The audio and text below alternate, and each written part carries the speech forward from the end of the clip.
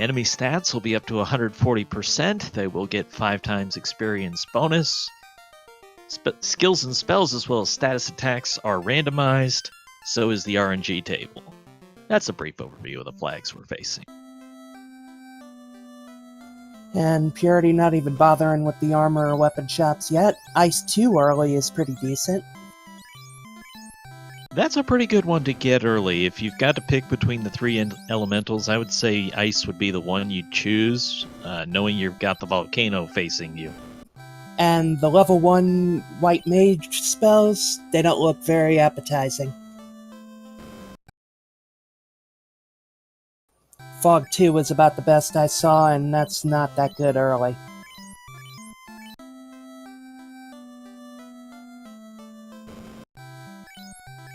Now, Purity going with the black belt. We mentioned this already. Fighter is banned. So this is going to be a very cheap to equip party on the weapons side, being I don't think he'll buy anything. Why would you when you got early Ice 2?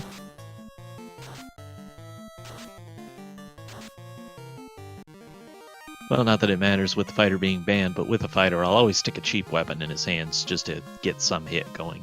But I would do that with the thieves as well. If there's cheap knife available, I'd stick it in their hands just to have something. Yeah, which is exactly what Artea did. He equipped weapons on both of his thieves. Makes sense.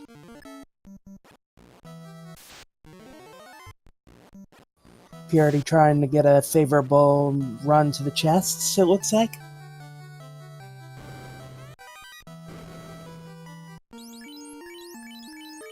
I just noticed what Artea named the first Black Mage, so it looks like he might be thinking a 3-party run.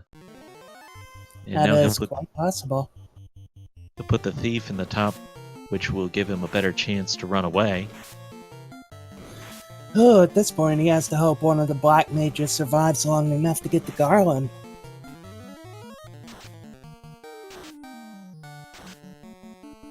Bunch of gold, but not much else. And he's going to reset out of those chests and go straight to Garland. He takes a pass on the gold. It could be helpful for buying spells, but with the Ice 2, you're going to be able to pick up some gold from packs along the way to Provoca. And Garland with Poison Touch. There's plenty of those to go around. Not the worst thing he could have, though. And he does go down for Artea. While Purity is setting up some defenses before he knocks Garland down.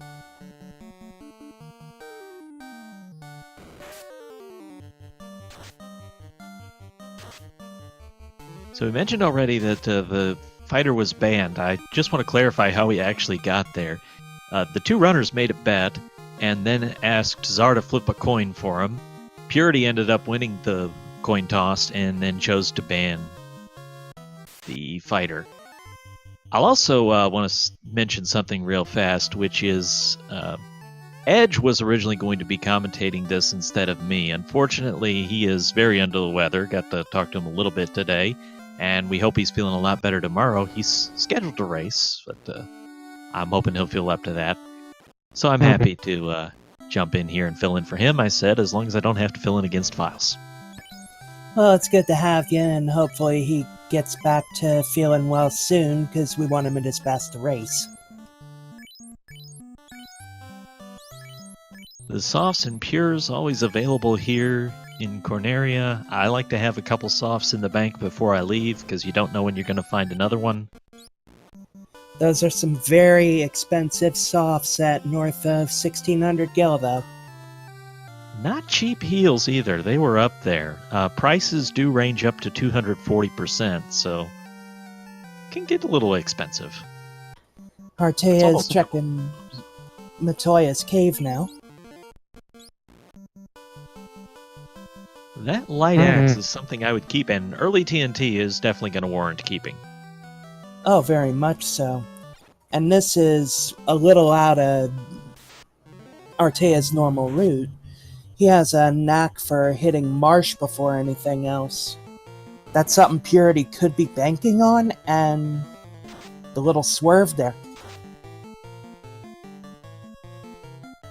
Interesting was by Artea here. I guess he's relying on the spider to hit Dan down. I would maybe look for a little different fight to do that in.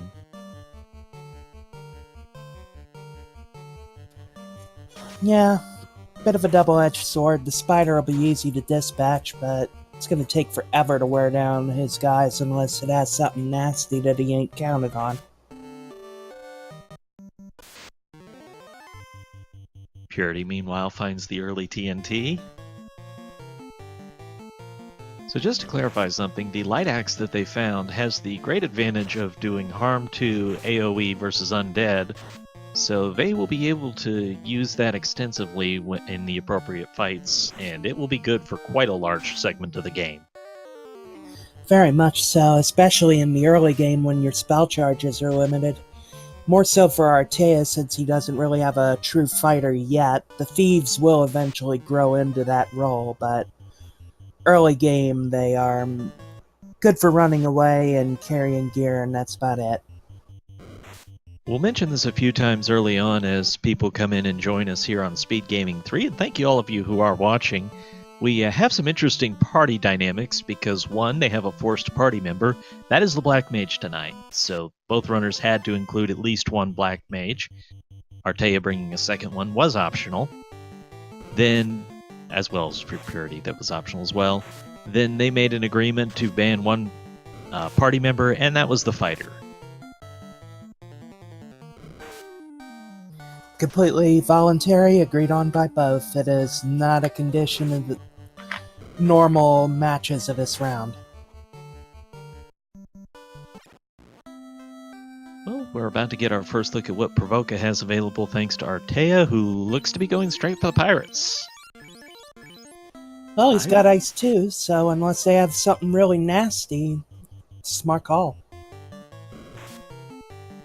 Looks like he's going to count on the pirates to get Dan down. I'm the paranoid sword. I don't like to take that risk without saving first. Well, it looked for a second like Purity was going to make the same bet, but he's hitting the inn first. Smart move.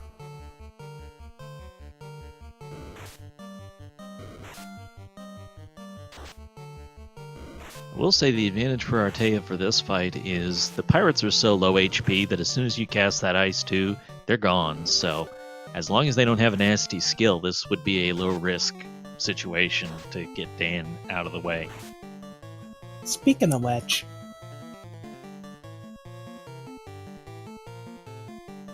Purity netting a nice chunk of XP as the pirates go bye-bye. It's also always important to check these early shops. You're looking for a few items like the pro ring, the gold bracelet, the bottle, of course. Cheap houses. That's never an unwelcome sight. Especially with two mage-heavy groups like these. The armor shop didn't have much, though. Now it looks like Purity's headed over to check the spell shops and maybe the weapons. Early life, too, is very advantageous for Purity. Might need a fair bit of it along the way, so... And early fast and fire, too, on the black side, as well as ice 3. That's almost a problem in itself. You have a lot of good options hogging that one spell slot.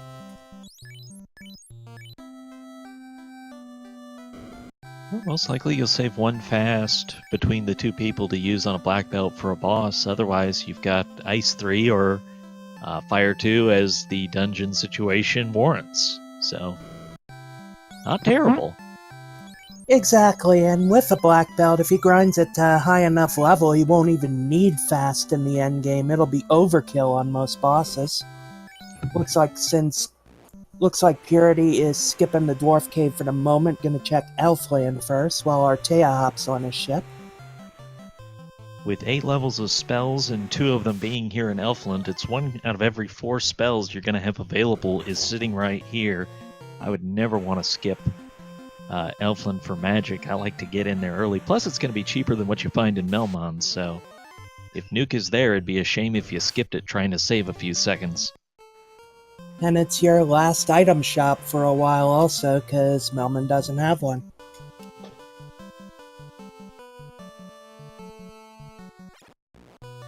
Question Artea's in chat if Artea is going to revive the Black Mage later. Ooh! And I'll come back to what we just saw there. Probably not. Dan will most likely stay dead for the entire game, and Artea will just run the 3 people. I think the only thing that might change that is if we saw something like Nuke become available at level 3 or 4. And in Dwarf Cave, we found a ribbon, so a very nice find for Artea. regular variety life is available at level 3 for white magic in Elfland. Now, there are pros and cons to what Artea is doing running short man. On the one hand, you get experience a lot faster because you're only divvying it up between 3 guys instead of 4. But with his party composition, he can't just bring people back to life at will. And in some fights, that can be a strategic asset. And we did find Exit available in the white magic shops in Elfland, so that will be something Purity has, Artea does not.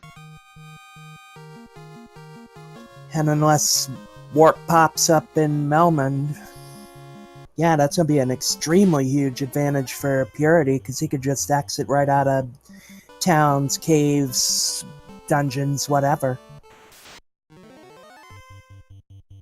Now Purity will find that ribbon that's available. Straight on the black belt, which is a smart choice.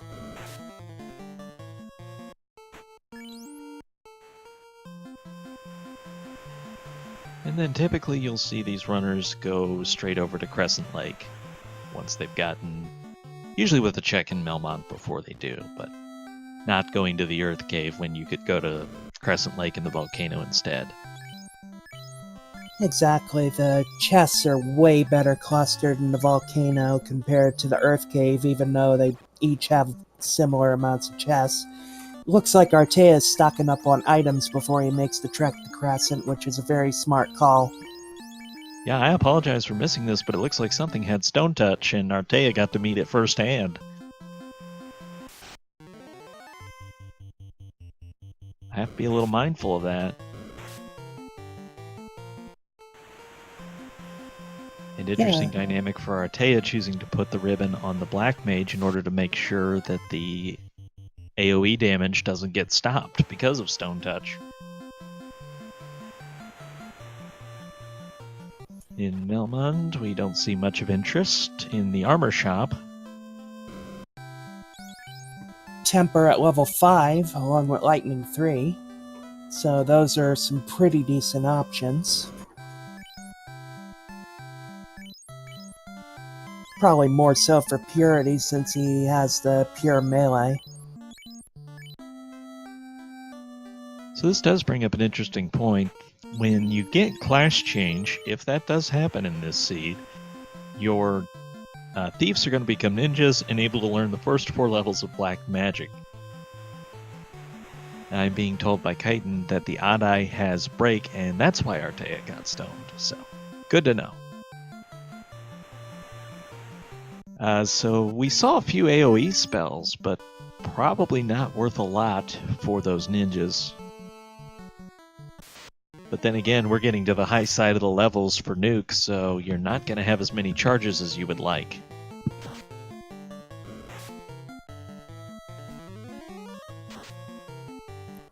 Eventually it reaches a point where the spell level becomes way too high. You may never see a charge at all, depending on your levels, how much you grind.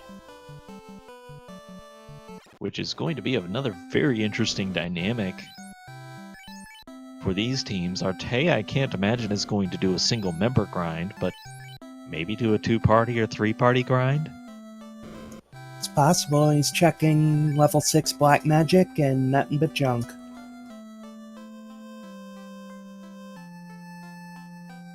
So, something like Nuke will end up level 7 or 8 and practically useless for this run, barring an obscene power leveling strat.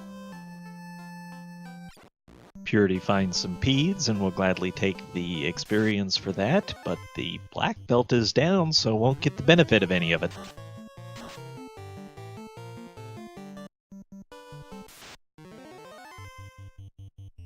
Neither of a white mage. Well, hopefully a level for the black mages.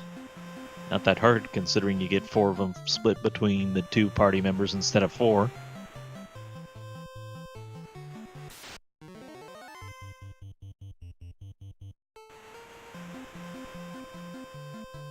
Chat debating the merits of Artea's party choice, and I don't know what I think yet. We'll see how we do as we go along. Certainly not lacking for AoE damage in the early game. My biggest question is how Artea is going to do against the bosses with this party. Especially in the endurance dungeons, like Endgame Temple of Fiends. You only have so many spell charges to last you. We did find Warp at level 3 for Black Magic, so that is useful.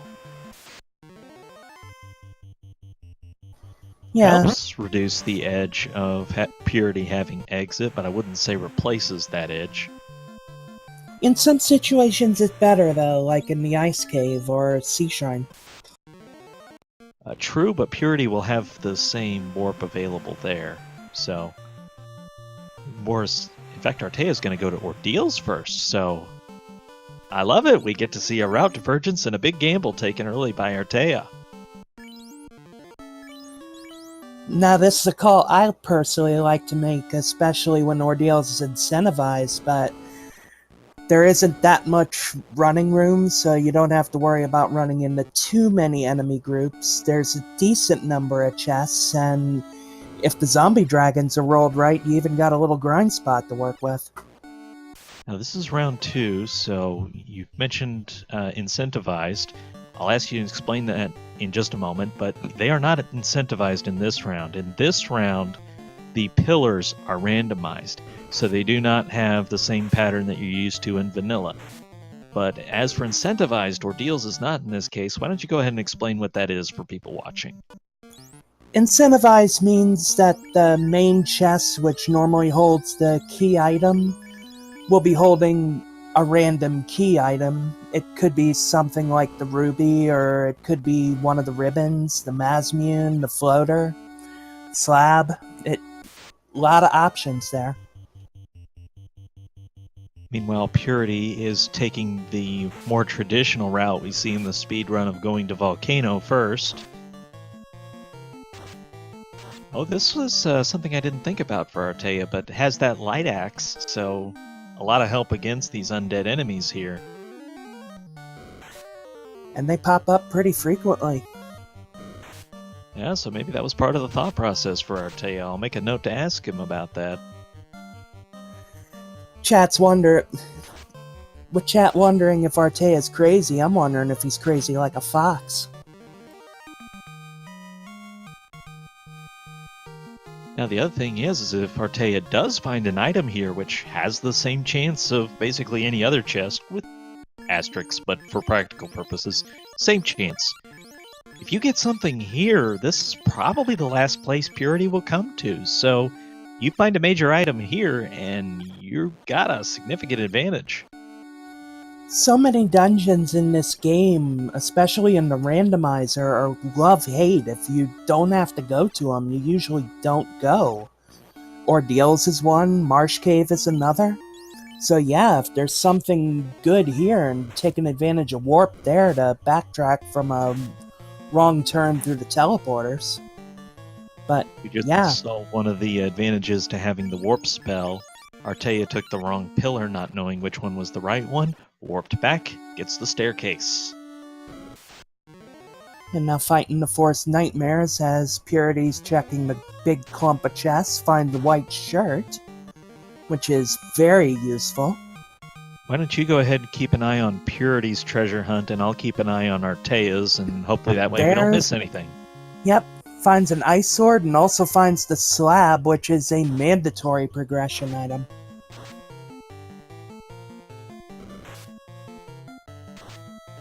The red gargoyles having stop, never a fun thing to see.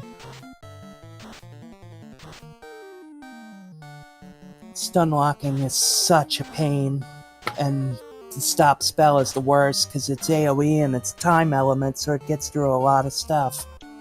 and then you add sleep on top of it, these red gargoyles are not fun. There's that little notch in the wall which will let you avoid the nightmares on your way back. Artea takes advantage.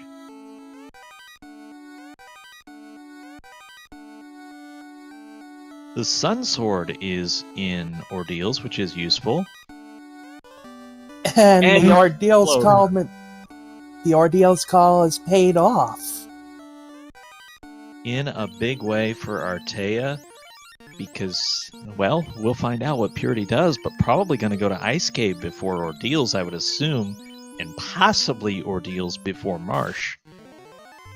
But the one good Purity's thing found with Purity is you can't get too far without it.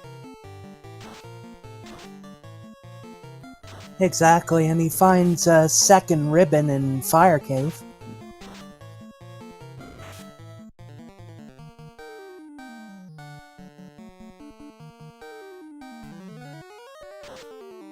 Looks like the zombie dragons aren't going to be very grind friendly. So what's interesting about the way this is paid off for Artea is even though Purity can't get to too many places without that floater, you still have Ice Cave, Marsh Cave, and Earth Cave, all potentially accessible. Although Artea's got to worry about a wipe now because this is an unrunnable fight. And does take the wipe. And the double-edged sword of the floater being there, he has to complete it now. This is true, but he does still have the advantage of knowing where it is, so... The monsters are so high level here, he should be seeing levels up pretty quickly and then maybe go back in at 10 or so. But definitely not going to leave the area knowing this. Purity's warping out. Gonna save. And why wouldn't you after getting a required item and a ribbon? I like that play, especially when it's quick to walk back to where you were. And right back in.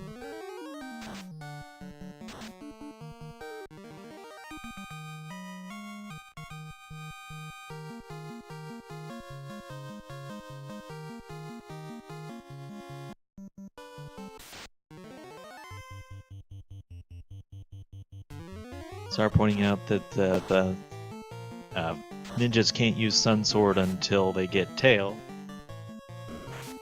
That is true. As thieves, their weapon selection is extremely limited. Other than the Mazmune, their most powerful weapon is tied with being the Coral Sword and the Dragon Sword, and neither one are really that great. But once you get them to ninjas, they can equip everything but Excalibur.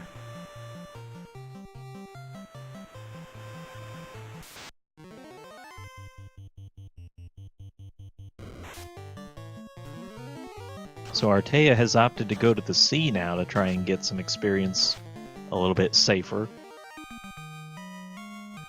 Probably a smart call, just have to hope he doesn't run into too many odd eyes. Now, Chad asking about Artea leaving. I'm not so sure this is a leave. Well, perhaps going to grind a little bit somewhere, or get houses, maybe. One or the other, because those zombie dragons were some very tough customers.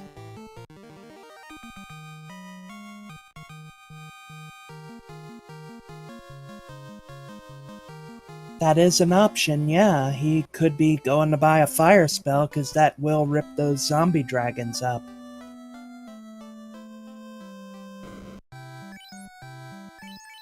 Silver bracelets and gold bracelets available in Elf, although I think Artea was looking for the pro rings instead.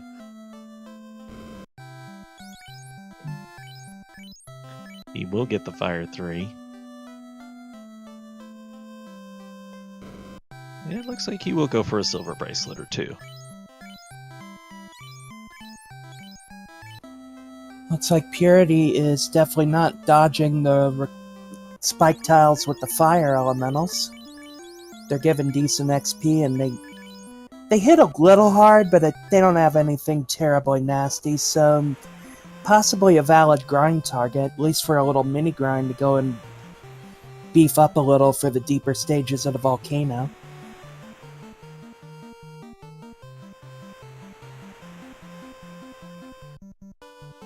Was actually watching Maya do his grind against fires earlier today because, as it happened, they were low HP, so the Black Belt was able to do a lot against them really easily. That's a great thing about the volcano in itself. Fire elementals, agamas, gray worms if you have to, or even the red dragon. There's usually no shortage of good grind targets. And at least one of those 4 options should be workable. So Artea has gone back into ordeals, now armed with Fire 3. Zardia's got a point though. As much of an advantage as he has with the info, that's gonna evaporate the further this goes. That's true, because when Purity finds his way to ordeals, which will eventually happen, you assume it'll be a faster clear time than Artea faces. And it all depends on when he puts 2 and 2 together.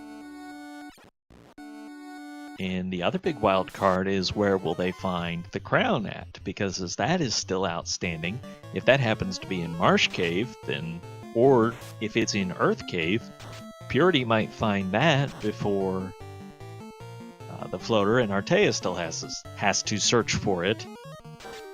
Which I suppose Artea's worst case is for crown being in Marsh at this point. Or it could theoretically be as late as Mirage or even the Sky Castle. It's a required progression item, but you don't hit that required progression until really late in the game.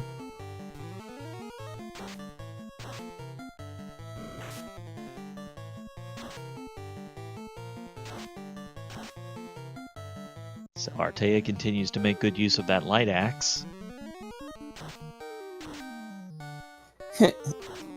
No, Zardia, you know that of course, but some of the people watching don't, as Purity finds the Mazmune, slaps it on the black belt for now. But no, the crown and most of the key items cannot spawn in Temple of Fiends Revisited.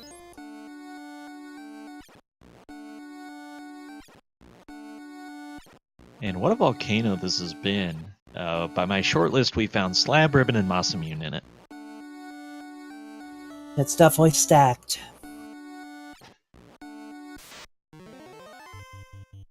The other advantage Artea has on this run through ordeals is already knows the route to get through, so going to be able to go through this a little bit faster.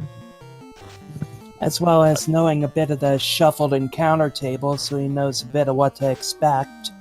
Maybe skip a nasty fight in the beginning.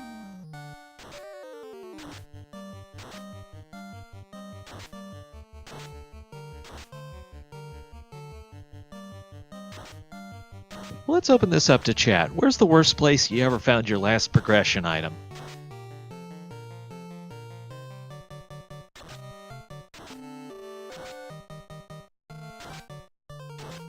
I had one occasion where it was the very last chest in the game available to me, and that was in the Sky Castle. So, all the way up, very last chest of the Sky Castle was the worst place I ever found my last progression item. That is pretty rough.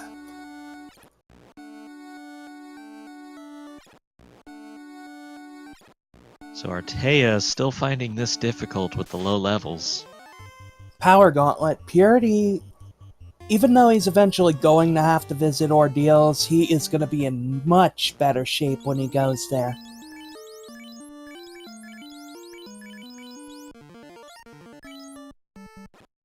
And I hate to repeat myself too much, but what finds there have been in this volcano.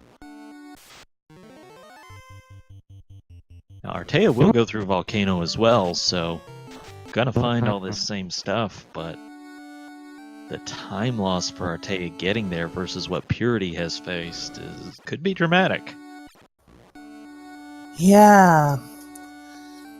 and running into, I think it was Mancats with Toxic, the insta-kill AoE.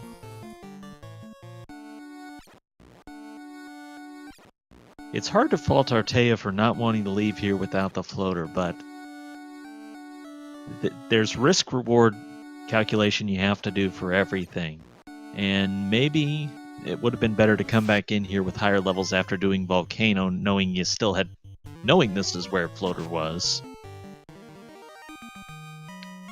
But we'll see how it works out. That is a piece of info he could have kept up his sleeve, because Purity doesn't know. Might have gone to Marsh looking for it, or Ice Cave, or even checked the first couple chests in Earth. And Purity, meanwhile, looks like wants to go ahead and do the Agma grind on the Black Belt.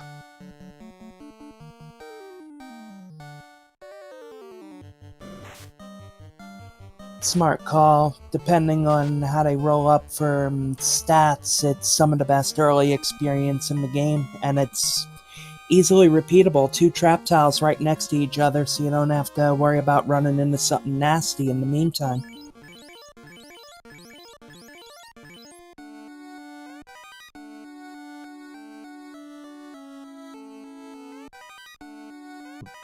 When Purity gets out of here, it'll be an interesting decision to make. Without having floater, which we know is not here, I think a lot of runners would then go to Ice Cave, knowing that that's the closest location. And Ice can also be pretty stacked with treasure, having a lot of chests in its own right.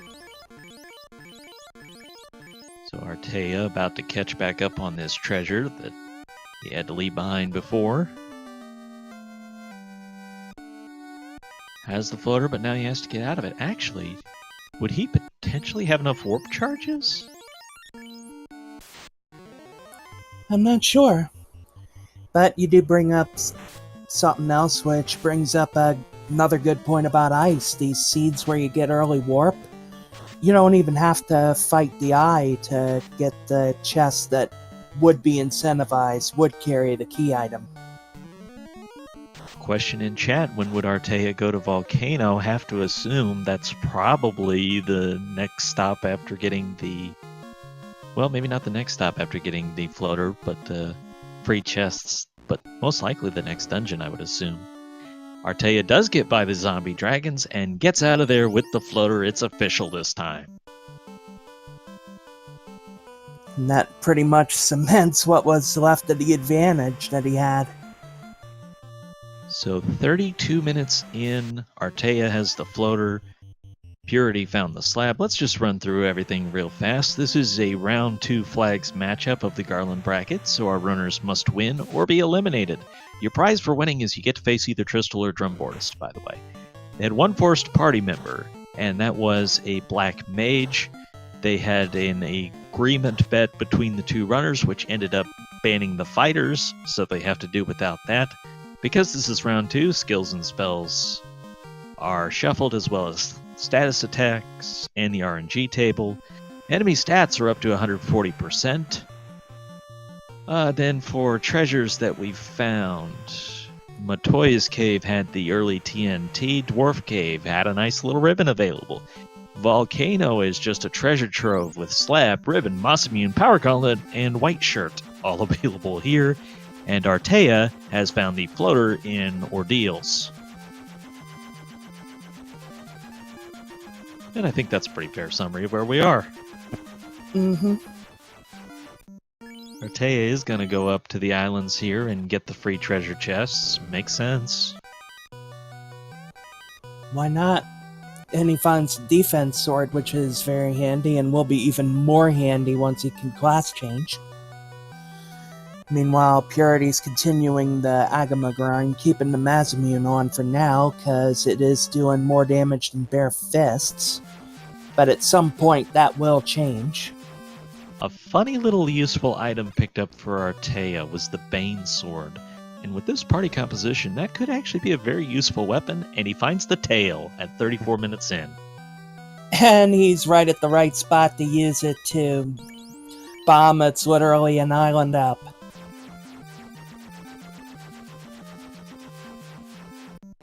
But yeah, that Bane Sword can be handy. Even against mobs that are immune, you still have like a 3 in 256 chance of it going off.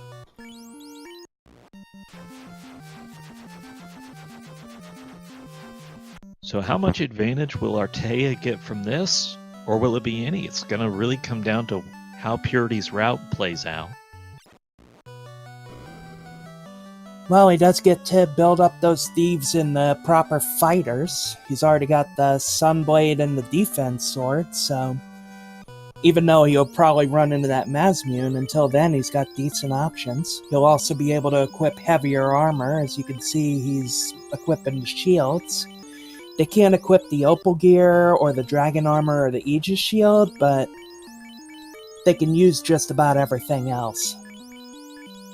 A great point being made in chat over what spells are now available to the ninjas. They include Saber, Fast, Ice 3, and Fire 3. I'm not so sure I would go for the 3s with them, but certainly the Saber and the Fast. Oh, very. It opens up that Black Mage to just straight up nuke while the ninjas self-buff themselves. It also means if he somehow misses the Power Gauntlet, he ain't necessarily missing much. 4 charges is usually all you need in a boss fight. By the way, we're seeing a very good strategy element played out by Purity here that I don't want to overlook. Having the Masamune is it's actually equipped here on the Black Belt, and it's not till level 32 that you would actually see the fists out damage the Masamune, so Purity took advantage of that to actually equip the Masamune and get more damage that way. Exactly, and he has ribbons, so he's protected from most of the cheap ways to die, but one problem Black Belts do have is they can be a little fragile when it comes to physical damage. If Carry is particularly nasty at the bottom of the volcano, this could all backfire and all that time spent grinding be wasted. And it's always interesting to see what level a runner will stop at with this grind. There's a lot of people who want to get it done with as quickly as possible, so they take level 32 and they go. There's others who think go all the way, get level 40 with it, and get as much advantage out of having those levels as you can in this grind as you can, because it's really not that much of a time investment to go from 30 to 40. With Fairly Fast, going to a lower level and stopping is much more advantageous. Typically, you more see the low 40 stop point when Fast and especially Temper are not that readily available.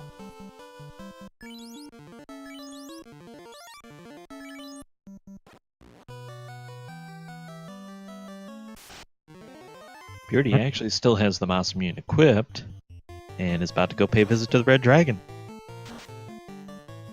While Artea is hitting the waterfall cave. I like the play when you're in the neighborhood.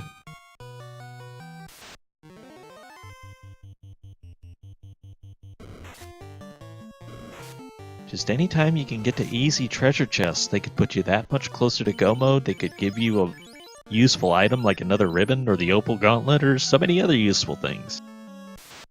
We know Artea is not going to find Masamune here, so that's off the table. True, but he has about the 3rd and 4th best swords for a ninja right now. He's not exactly hurting for offense.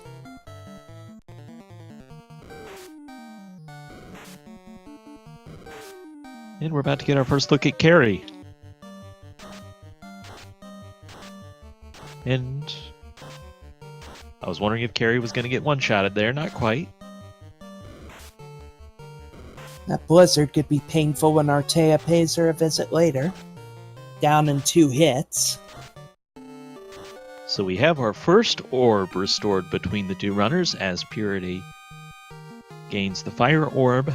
Now lacking the floater, what will the next destination for Purity be?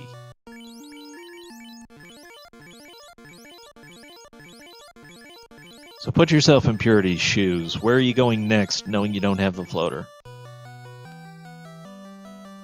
If I were trying to play the numbers game straight up, I would go to ice just because of the sheer amount of chests there. But if he's focusing more on speed, especially with the levels he has, ordeals could be much faster. Oh my, these nightmares have lightning 3. That is gonna be very painful. And we didn't see that in the forced fight at ordeals, so Artea, I think, had to go through that 2 or 3 times.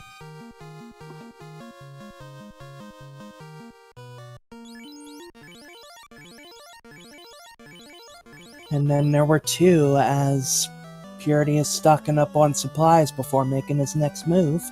And we have an out-of-bounds bat sighting on Artea's screen, just for a fraction of a second. But it was there. That's all it takes to warm the heart of every runner. Force class was Black Mage.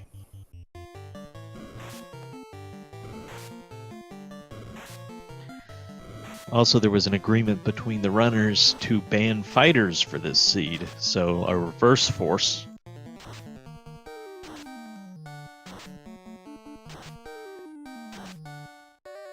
Looks like Purity is headed in the direction of the ice cave. It makes a lot of sense. Here it is, it's the closest placed, even though it's not incentivized.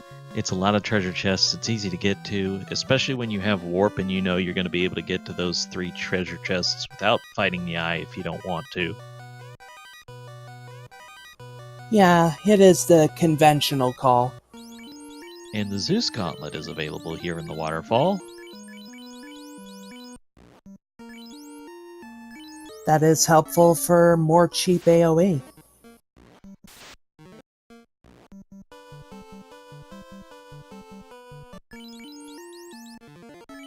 Yeah, Artea is not lacking for AoE magic, even with only the 3 people.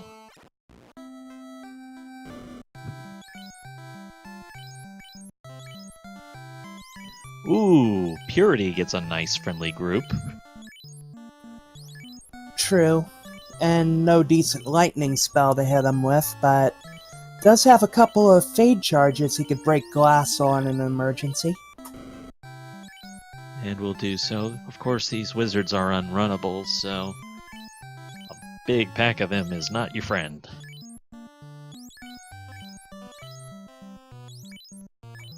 As close to go mode as you can be without the airship, and then at that point it still becomes, do you go to ordeals or do you take a gamble and hope Marsh has something you want? Broadster's speculating if Crown and Ice would help Artea.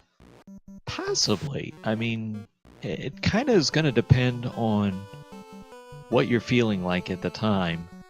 Do you make the call that, hey, I want to go to required dungeons at this point? I already made my gamble on an optional dungeon and it paid off. I got the floater, which I think would be what I would probably end up with if I found myself in that position.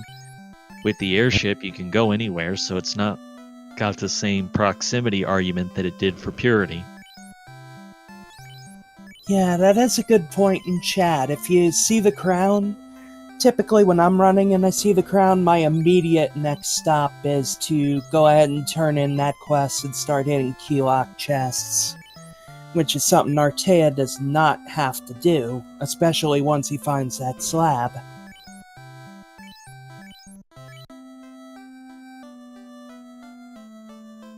With the bottle now, though, Artea's going to have a choice of 2 different dungeons to go to next.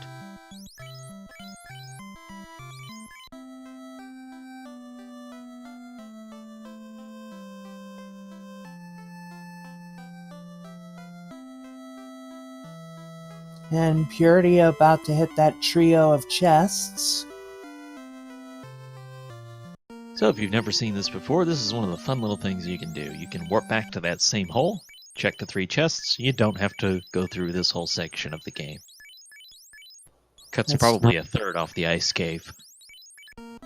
Definitely, not only do you not have to fight the eye unless you want to use it for a grind, but you also avoid your second trip through the area Purity is traversing now.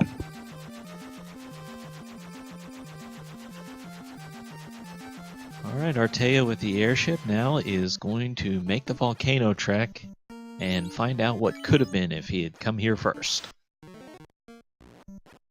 He sees the red gargoyles and doesn't want to mess with that. Can't blame him. Not one bit. But once he sees some of the stuff hiding in this volcano, he is going to be very pleased, because realistically, at the moment, he doesn't have to worry about checking ice. He doesn't have to worry about checking marsh. He can go do Mirage and go do the Sea Shrine, and if the crown pops up there, that's just icing on the cake for him.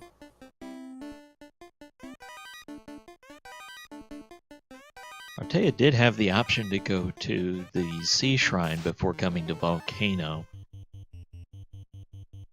But I do like the play to come to Volcano first, especially considering the levels, and this is your best chance to maybe catch up on some of what's missing at this point. And Artea gets the slab.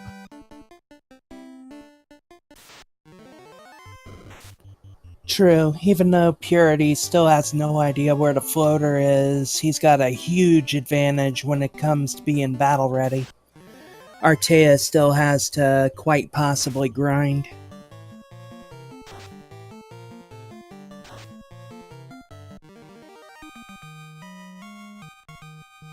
Well, Broadster raising a good speculation about does Artea know Purity has been here, which your figuring odds are. I think the whole gamble of going to Ordeals was on the premise that Purity would go to Volcano first, so whether you know it or not, I'd say your strategy is built around it. Look at it this way, if Purity had actually gone the same way Artea did, took the same gambles, at those levels he would have probably had the same exact troubles, so they'd be neck and neck at worst.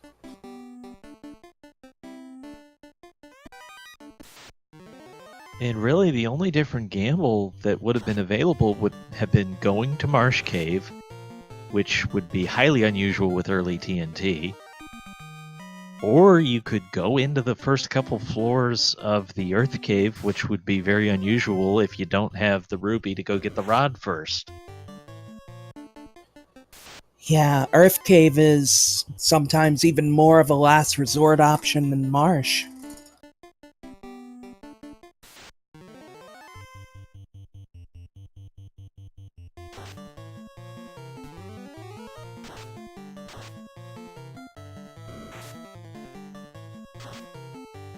Have I mentioned I love a good route divergence between the two runners so we get to see exciting strategies play out? Yep, and it helps us, the commentators, as well as y'all, the viewers, see much more of the game spread out sooner, so...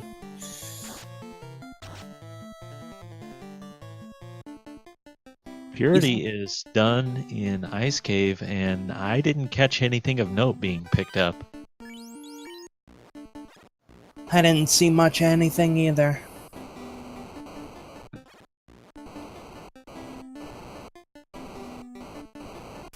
So Purity now faces the options of Marsh or First Floors of Earth.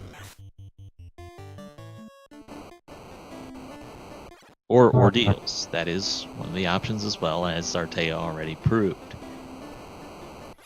And with those three options, almost any player would go Ordeals.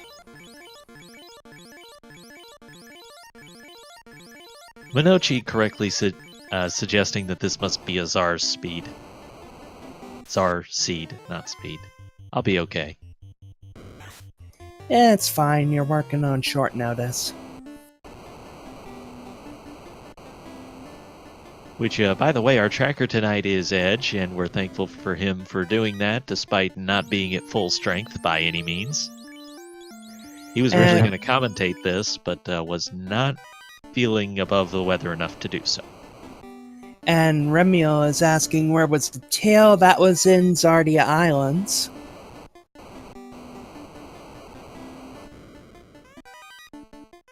Artea getting a quick look at all of the wonderful treasures available here.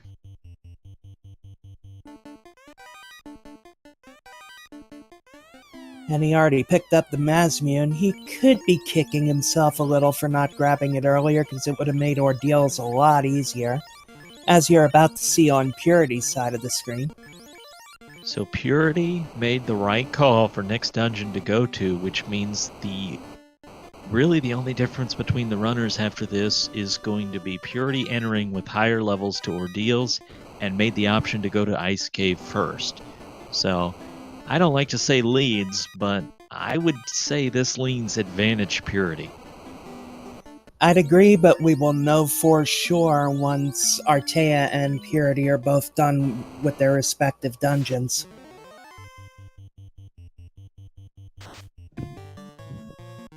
Would have been really interesting if we had found Crown in the Ice Cave to see what Purity would have done next. And Purity running into unrunnable zombies, but he should have plenty of ammunition between Fire 3 and whatever the white mage has to take him out. Well, these runners said they wanted to give us a very entertaining race tonight. I would say mission accomplished at 50 minutes in. No doubt about it.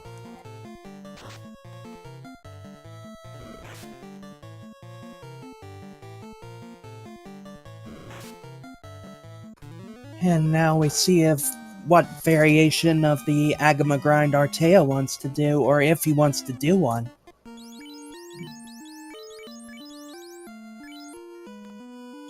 I suppose it is an option to get the Masamune a little bit stronger on one of the ninjas. Yeah, that Mazamune is only a couple points of damage off what it would be from a knight of a similar level. But he looks like he's foregoing the Agamas. Well, there is an alternate strategy here, which is to go check the Red Dragon chest with your party alive first before you start the grind. I personally like that play just to prevent something nasty from happening to me along the way. Very true, and he has Warp, which makes it extremely easy to backtrack. Czar sharing the Discord link, which invite everybody to join if you haven't already, because there is a lot of racing available throughout the week. And Purity's going to find the floater. Will and Minochi both pointing out to us that Artea does not do an Agama grind, so level 20 is a very respectable level coming out of the volcano for your party members, so there is that as well. Especially with fast, and Purity is taking the zombie dragons completely out of the equation as he exited out. So 52 minutes in, they're basically equal on items that they have and are available, and then becomes the next choice about where they go next.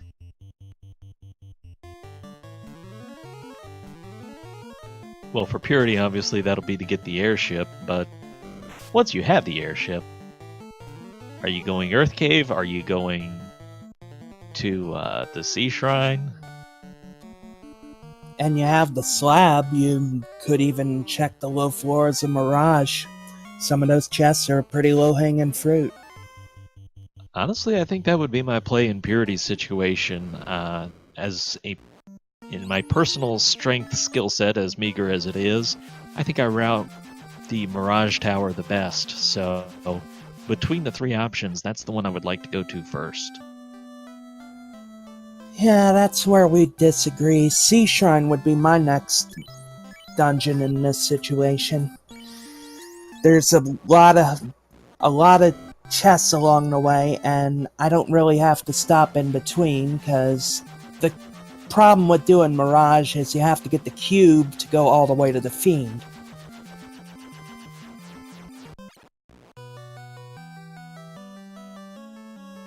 Artea is grabbing the rod now. Since he has the airship, there's no need at all to feed the Titan. He's going to go hungry.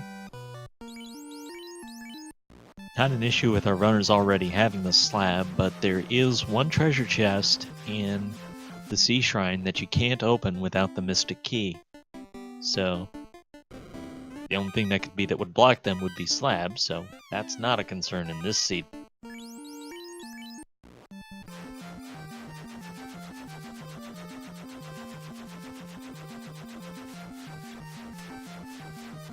it looks like Artea will translate the slab. I also like doing that regardless of where I'm going next. Translate the slab as soon as possible so I don't have to remember later. Definitely.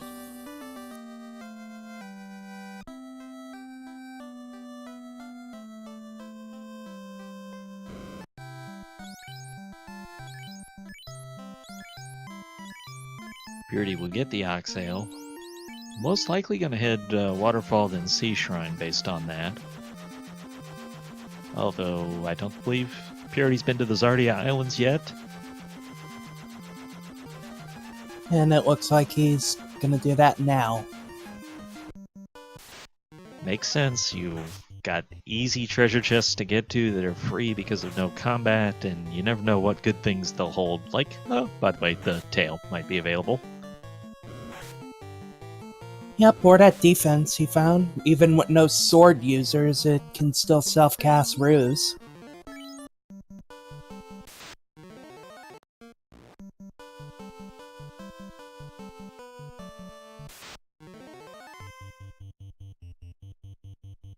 Introper making a point in chat that we saw the slowdown feature of the airship. It's kind of nice. It has that reverse dash because of the speed.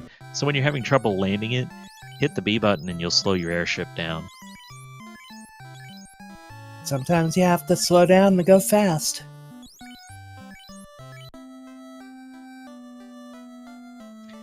Purity, meanwhile, found the tail and gonna go pay a visit to our favorite dragon.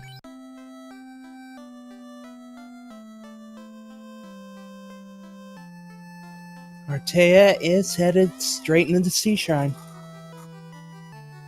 And it looks like he's gonna head toward Kraken first. You have your choice of routes. Do you go see the mermaids? Do you go down the Kraken route? The advantage to going the Kraken route is that is the required route. You're gonna have to go it anyways. That's right, if the crown's there, he's all set. He doesn't even have to go anywhere near the mermaids.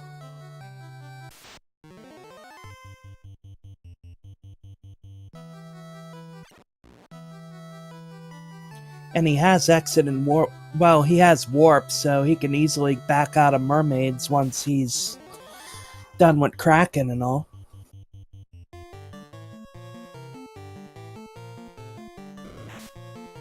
Purity finding Cure 3 in the Melman White Magic shop. Yeah, now with a little bit more gold than when you were here before, plus any class restrictions have now been freed up with the Black Wizard and White Wizard.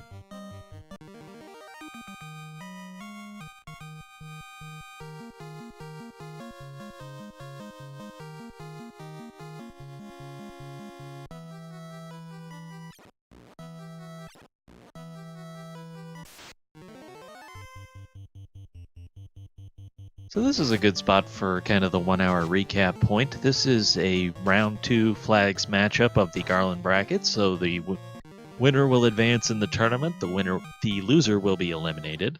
They had one forced party member, that was the Black Mage, and then by runner's agreement, the fighters were banned. The enemy scales are up to 140% stats. And as for items that we have found so far, Matoya's Cave had the early TNT, the Dwarf Cave had a ribbon, Volcano had a slab, a ribbon, a Mossmune, a power gauntlet, and a white shirt, Castle Ordeals had the floater, Artea Islands had the tail, and Waterfall we've seen the Zeus gauntlet. That's a pretty good rundown of everything. Sunsword was available as well, which is I believe the second best option that they have right now after the Mossmune. Looks like Purity's gonna head to the waterfall first. And it looks like while I was running through my rundown, which had Artea's screen covered up, he picked up the crown, so go mode is official. And the required route is paid off. Looks like the mermaids are gonna stay lonely.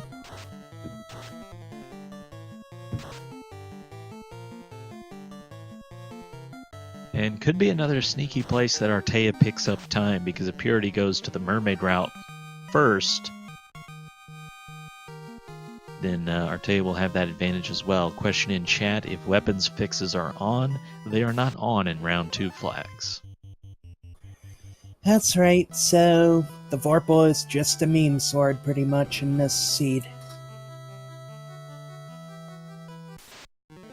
Artea is going to give us our first look at Kraken shortly.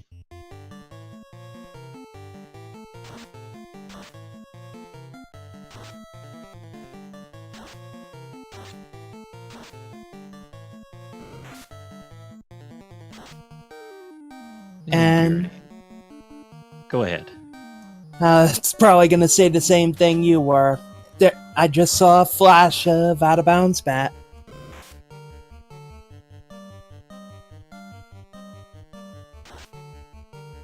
Purity about to pick up the cube and then likely going to the Sea Shrine after that.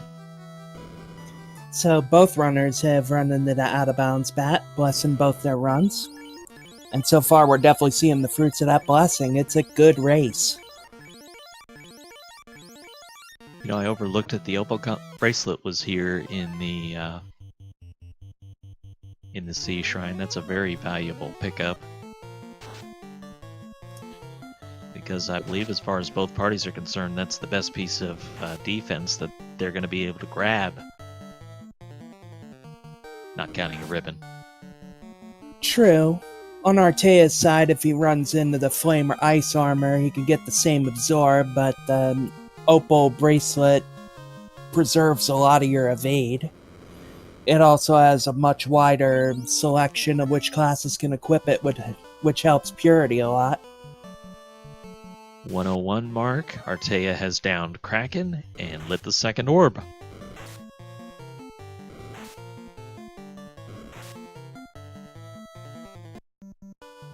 So with go mode for Artea, I have to imagine the only two places he's planning to go now are to Mirage Tower and Earth Cave. And it looks like Mirage will be first.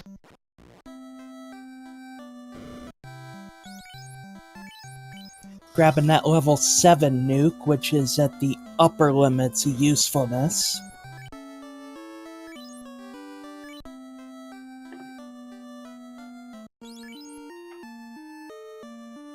Yeah, I've been thinking boss fights you're going to do buff spells first, but you never know. A nuke might make all the difference one time.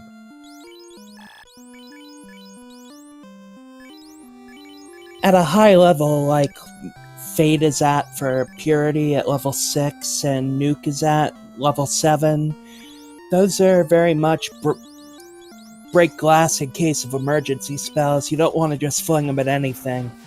You save it for when your main melee dies and you think one more spell connecting is going to get you out of there. Well, Artea is going to take a pass on Mirage Tower for now. See what he's got in mind. Purity's got an unrunnable fight over on the other side.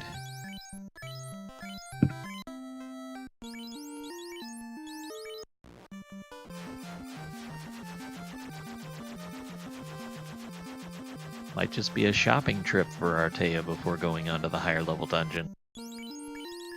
Now he's going to go looking for the chime. Purity finds the crown. Yep, and now he's in go mode.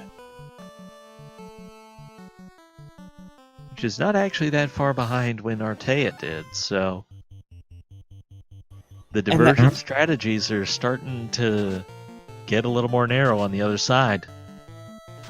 And despite how far it looks Artea is ahead, anything can happen.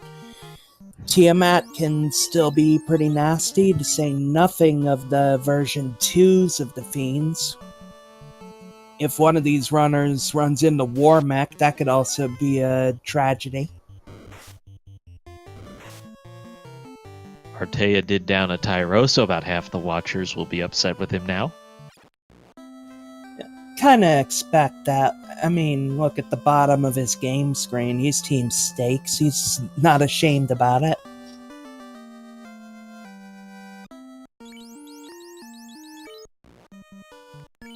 So with these runners in Go mode, we're actually going to see pretty quick treks through these other dungeons, and then we should see them in Temple of Fiends before too much longer, actually. Yeah, Purity especially, he's going to be making up a lot of time just from the virtue of having that one-punch black belt. We've seen that so many times in the early rounds of this tournament, where when you can go through and one-shot these fiends, people have just been making up crazy amounts of time. Doesn't always get you all the way, but helps a lot.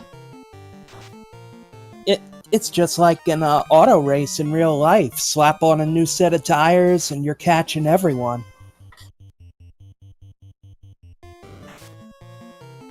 You're taking that time, but you're making yourself a little faster. Artea's got the unrunnable zombies, while Purity gets rid of Kraken at 105, so that's about 4 minutes behind when Artea did. 15 hits for about 1600 damage. That is the power of a really high-level black belt, especially with fast. Frost wolves with life 2 actually less scary than what they normally are. Gaze, on the other hand.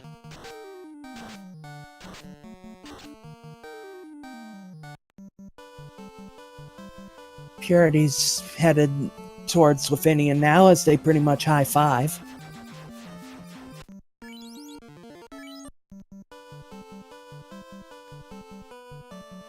And they get the wonderful feeling of being in Go mode coming through these shrines, which just speeds them up so much.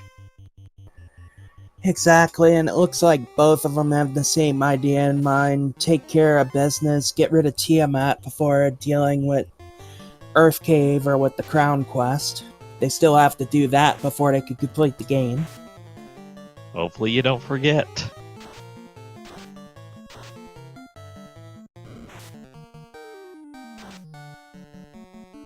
That is one way to put it, Trooper.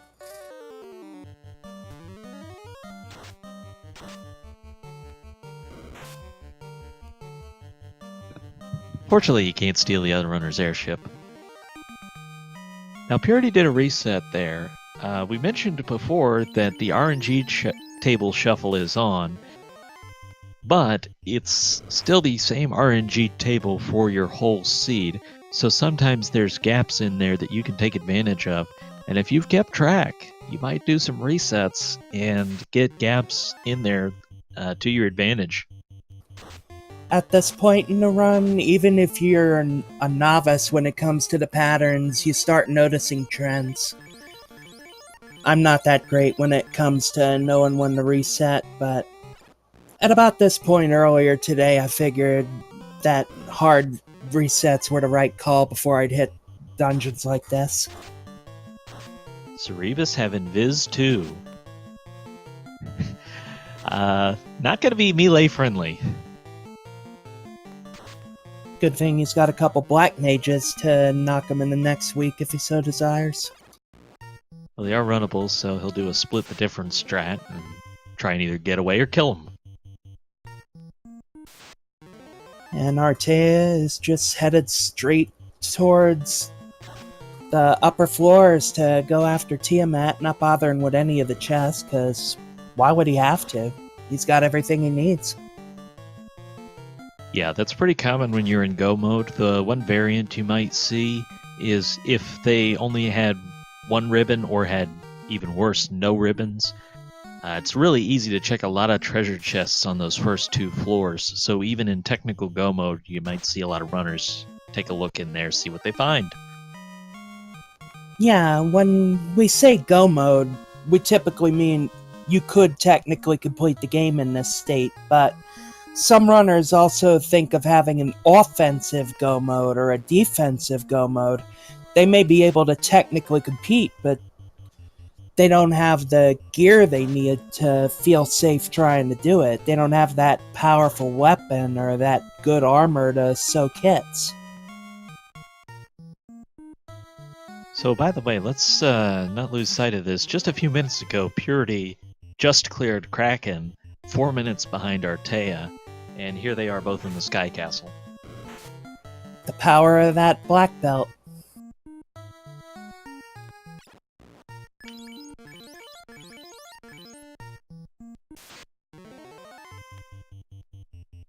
And it does look like Purity's going with True Go Mode because that was an easy room to go check some treasure chests in on the way if you were still wanting something else, but other than a third ribbon, I'm not sure what that would be at this point. Yeah, it doesn't hurt too much to check. Artea got across the Bridge of Destiny without incident, and now Purity's going across. Get those war mechs going if you want to see one, because you're about to run out of time on that. Artea will not opt for the Bane strats against Tiamat. With the Bane sword, it was certainly an option.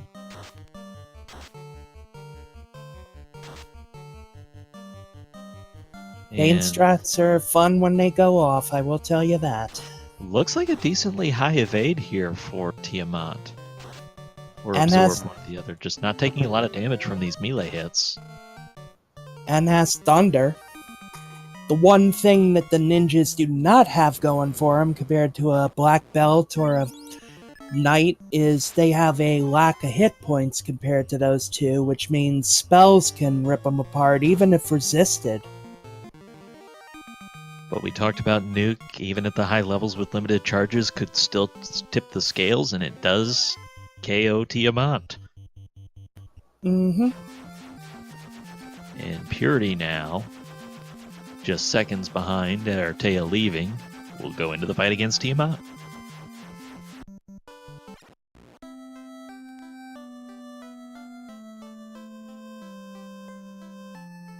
And Tiamat has hold. That But could have both been those nasty if he didn't have all those ribbons. Go ahead.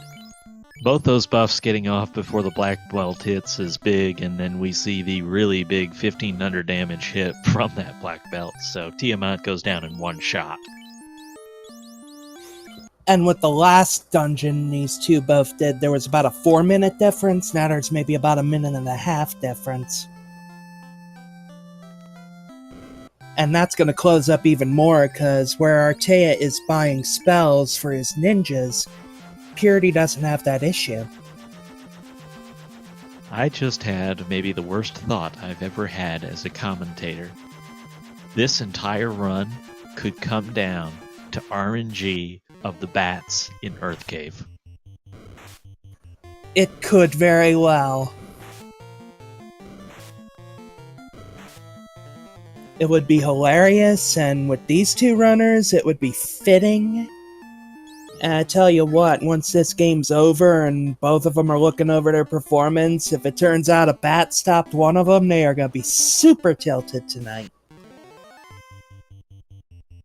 I think you're tilted if you get trolled by a bat anyways. In fact, I'm of the opinion we need to stop calling it trolling and we need to start calling it batting as far as this game is concerned.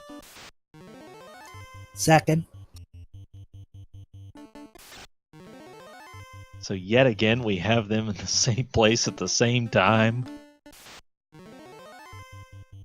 Artea just steps ahead of Purity right now. The fact that Purity did not have to stop and load up spells on his class change party members, that is a huge difference right now.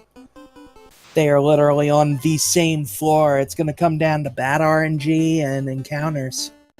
I don't think we'll see too much difference in the Lich fight, just considering both their levels at this point. But once we get into Temple of Fiends Revisited, I don't think anybody would question that there is an advantage to having that high-level black belt there. Against the Fiendry fights, yes, but some of the unrunnable encounters can contain multiple enemies, sometimes lots of them, especially on that water floor, and that's where Artea could pick some time back up with all his AoE capability.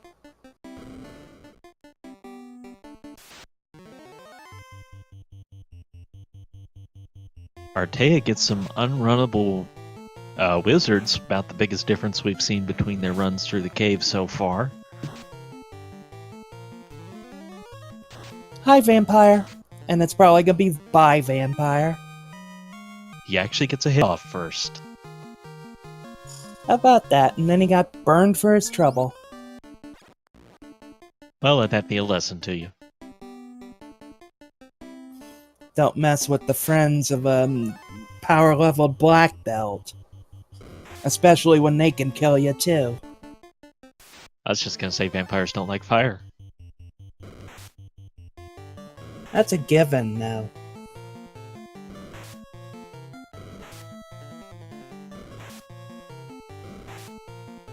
So this is the last dungeon that either runner needs to do, and certainly can't imagine that they will do any optional at this point. They do still have to do the keychain quest before going into Temple of Fiends.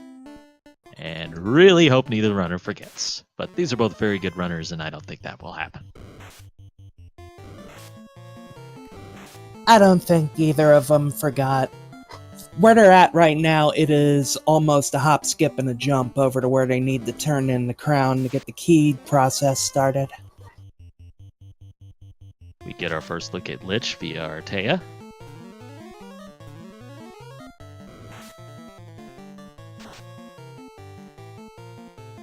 $700 damage, strangely enough, is enough to kill a Lich. Who'da thunk it?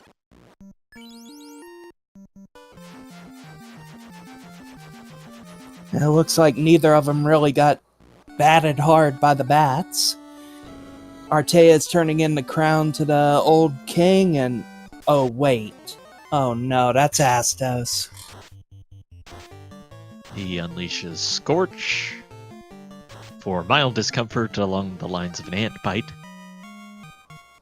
And for his deception, he gets sliced into ribbons by the Massman. Well, let that be a lesson to you.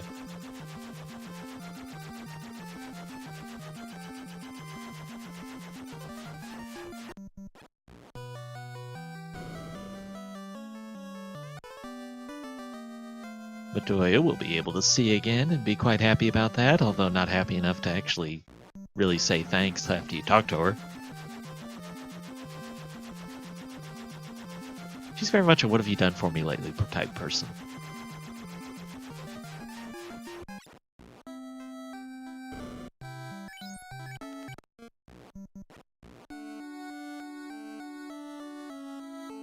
Artea gonna come see the really nice guy. I hear he's a real prince among elves. And for waking him up, he's gonna get a key, which he needs to complete the game. So if anyone's not familiar with this, there is one door that is locked. It is after you fight the Phantom. You use the loot to open up the staircase, or the ladder. You walk through the ladder, and the next door you come to is locked by the Mystic Key. So you better have it.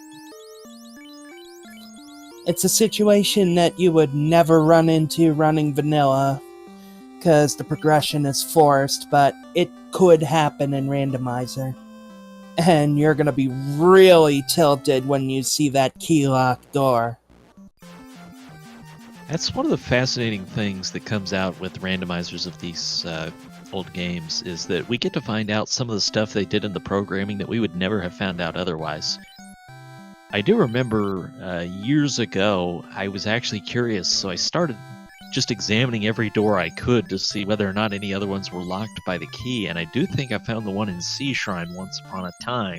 I never thought to check in Temple of Fiends, but it's just interesting. They put those little safety checks in there to make sure you didn't have game-breaking skips. And Purity, in fact, is going to be the first one into Temple of Fiends Revisited. That's right, not even bothering to resupply. He's got that white mage to help with healing, so he isn't as urgently needing to do that compared to Artea, who has no means of magical healing at all. At 118, Purity entered, and within seconds, Artea does as well. So call it maybe 45 seconds to a minute between the two of them. Don't look away, this is anyone's race.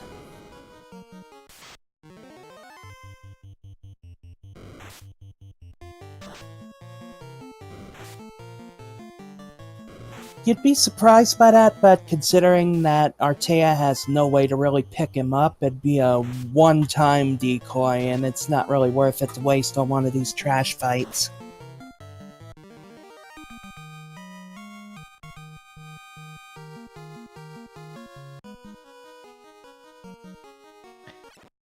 Yeah, I think the biggest thing you might have seen him change tactics for is if he had found that early nuke, then having 2 black mages could definitely be an advantage. We get to see the gas dragons.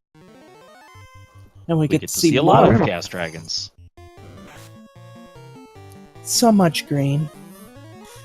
But yeah, the encounters could very well decide this.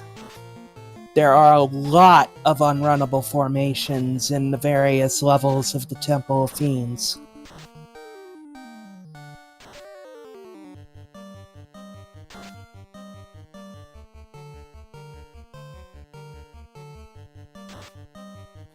Gas Oh, the Dragon. gas dra- Yeah, Go they ahead, have you Rub. call it. They have Rub, which is not too threatening now with all those ribbons. No, but never confuse theoretical immunity with absolute immunity, because even if your resistance is very high, you still from time to time get banged through a ribbon.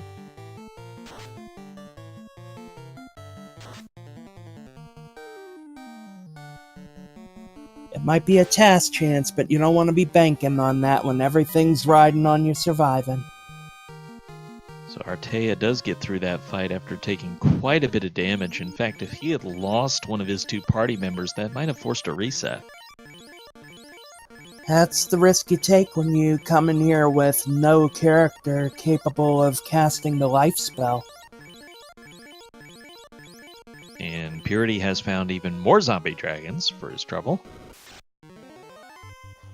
And now you see what I was talking about earlier kind of coming into play a little bit. The superpowered black belt is great at taking out single enemies, but when it comes to the groupings, it gets a little harder. So I think what we've seen most of all between these 2 runners is in the value of having your strategy and being able to play it out and execute it. Because early on we saw a great divergence between them. Purity made the more standard play of go to the volcano, grind the black belt, and carry on with business. Artea made the decision to go get that early trip to Castle Ordeals in, was rewarded with the floater, but a very unpleasant ordeals made getting out with that floater quite difficult. So Purity actually gained time on that trip instead of losing it, even though Artea had the floater first. But if Purity had made the mistake of going somewhere other than Ordeals first, it would have been a very definite advantage for Artea. Absolutely. Neither one of these runners knows for sure what the other is doing. It's blind between the 2, but that don't mean mind games don't start coming into play. You're questioning, but at the same time, you're at 122 on a round 2 flag seed already in Temple of Fiends Revisited. That has to feel pretty good. You found items in awkward places. The volcano was obviously a treasure trove, but Ordeals being the site of the floater, your opponent may not have gotten there as fast as you did, so that probably actually feels pretty comfortable. So head down, finish out what you've got, and just hope you don't see that dot done come up. Yeah, and that can be the most unnerving part. One eye on the game and one eye on the IRC window. Purity has so far made the decision to keep the black mages down. I think that's actually a damage prevention strategy more than anything. True, the black belt could soak those hits a lot better. It also speeds things up in the case of AoEs, because that's only 2 party members it's hitting.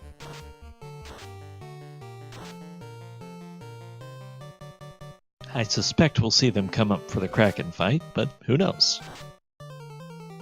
Looks like they're going to come up now, and that's another thing. By leaving him dead, you're conserving your spell charges. He only had 5 life 2s. So they will be up. We'll get to see our first look at Carry 2. And using life 2 as a heal like that is also a pretty valid strat, because you don't have to burn through as many heal potions. Just bring them right up at full HP. So coming back for a moment to look at Artea's strategy of no grinding. He just got level 28 between his 3 people, so he's getting experience for everybody like 25% faster than they would have otherwise. So that's the reason Artea is not stopping anywhere to do a grind, is because he's getting more over the game and very reasonable levels for Temple of Fiends Revisited. Yeah, it's the long game aspect of it. You're basically prorating the grind over the entire game. You don't have to stop. So the White Mage is down, and that's probably the worst party member to lose.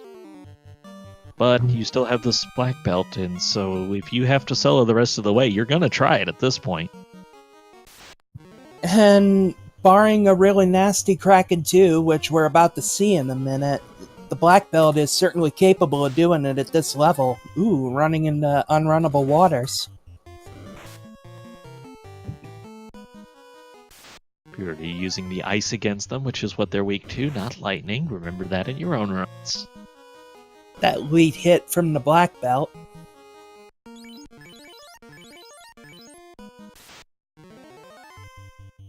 And Artea will get into it with Carrie.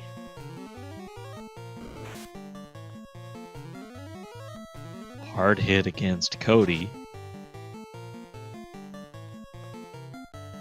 Artea really hoping not to get another hit from Carrie in here, at least not against Cody, and dodges that bullet. That could have made things very uncomfortable. Very, and smart call with putting his offensive powerhouse in the second slot and just bruising via the defense sword in the top slot. The chances of getting hit based on your party order aren't really changed in this compared to vanilla, so the top slot does have the highest chance of taking physical blows.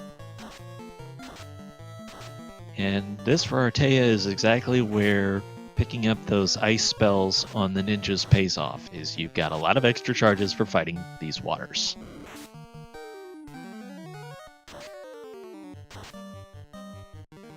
Minochi making a good point that the extra levels that Artea has picked up along the way saved the Black Mage there, because any less stats, including hit points, and it would have been a goner.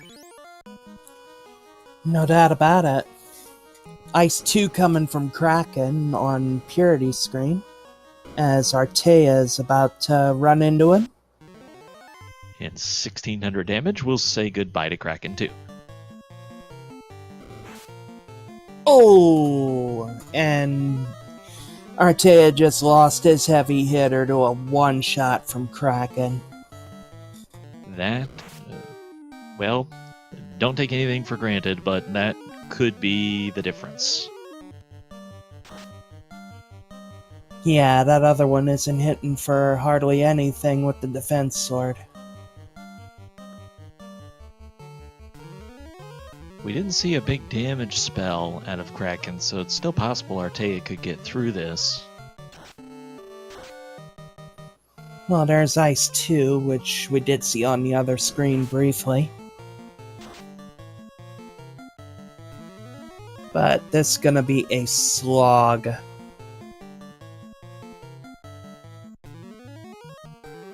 He's gonna go the spell buff route.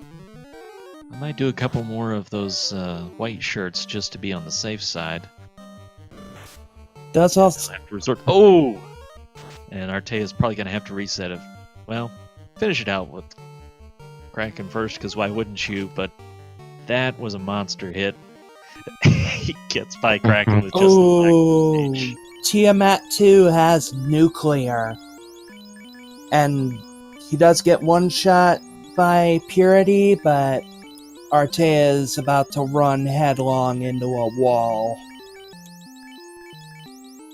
Boy, if you're Artea, I'm not sure what you're going to do here other than possibly Bane Sword strats. Well, he's throwing his best defensive items in the Masmian on the Black Mage. Oh, the unrunnable worms. If that just doesn't symbolize this temple for Artea. Purity is fighting Chaos now, having dispatched Tiamat 2 with that one punch. Chaos has nuke. Not terribly surprising, and Purity has just hit the dot done, so we're about to see Chaos go down. Maybe another round. It goes a little bit fast on the IRC side. Yeah.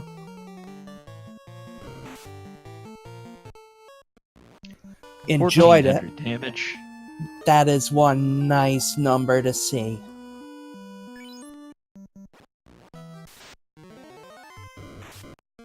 Purity, good game. Good game. Whew, not a party I expected to PB with. That was crazy. The black belt grind paid off for you. Yeah, in round 2 flags, black belt grind is really risky because you know the casters are all stacked in Volcano. But that was the snuggliest Volcano I've ever seen in round 2 flags. Everybody had skills and spells flipped. Nobody had anything. If I wrote all this down right, in Volcano we saw a slab, the ribbon, the Moss Immune, a power gauntlet, and the white shirt.